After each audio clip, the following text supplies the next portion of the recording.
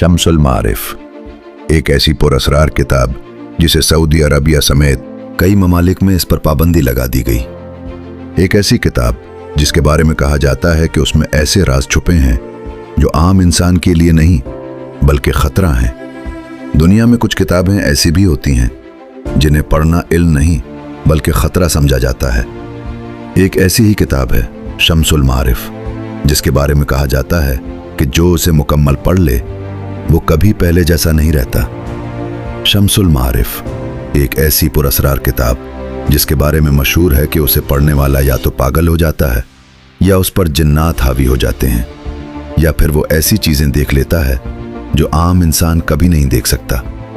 इसी खौफ की वजह से आज भी बहुत कम लोग हैं जो उसे खोलने की हिम्मत करते हैं। लेकिन सवाल ये है कि ये किताब आखिर है क्या? शम्सुल मारिफ को 13वीं सदी में एक आलिम अहमद उल बोनी ने लिखा था। ये किताब रूहानियत, इल्म हुरूफ और पोशीदा उलूम पर मबनी है, जिसमें ऐसे नक्श, दुआएं और अमलियात दर्ज हैं जिन्हें बाज़ लोग ताकतवर और ख़तरनाक समझते हैं। वक्त के साथ साथ ये किताब सिर्फ एक किताब नहीं रही बल्कि एक राज बन गई। कई ममालिक में इस पर पाबंदी लगा दी गई क्योंकि लोगों का मानना था कि इस किताब में ऐसे राज मौजूद हैं जिनके ज़रिए जिन्नात को काबू किया जा सकता है। और कुछ रिवायात के मुताबिक इस किताब की हिफाजत पर ऐसे जिन्नात मामूर थे जो नहीं चाहते थे कि ये इल्म आम हो जाए। लेकिन हर दौर में कुछ लोग ऐसे होते हैं जो खौफ से नहीं डरते। ऐसा ही एक शख्स था जिसके पास कुछ रूहानी इल्म मौजूद था। वो जानता था कि अमलियात क्या होते हैं और उसने फैसला किया कि वो शम्सुल मारिफ को मुकम्मल पढ़ेगा। वो दिन रात इस किताब में डूबता चला गया। अगर आप लोगों को ऐसी दिलचस्प वीडियोस पसंद आ रही हैं तो हमें फौरन फॉलो या सब्सक्राइब कर लें और एक लाइक भी जरूर कर दें और जल्दी से कमेंट्स में बताएं कि आप नेक्स्ट वीडियो किस टॉपिक पर देखना चाहते हैं। हर सफ़ा एक नया राज, हर नक्श एक नई ताकत। और फिर वो उस मकाम पर पहुंच गया जहां उसके सामने आखिरी मरहला था। ये आखिरी अमल एक कब्रिस्तान में करना था।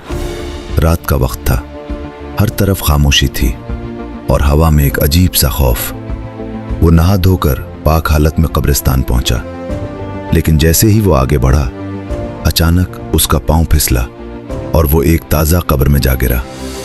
उसके कपड़े नापाक हो गए और कहते हैं कि यही वो लम्हा था जब सब कुछ बदल गया।